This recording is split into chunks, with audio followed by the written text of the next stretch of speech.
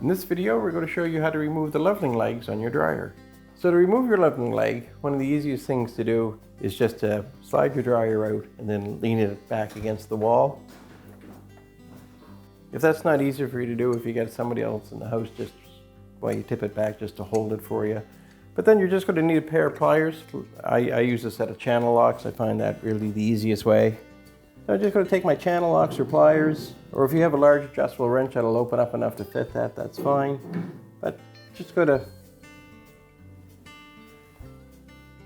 unthread them. These are plastic leveling legs on this model. Yours may have a metal bolt type with a rubber foot on it, but either way it's the same thing.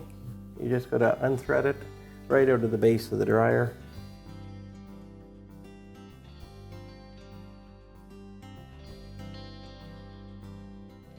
And that's how you remove a leveling leg.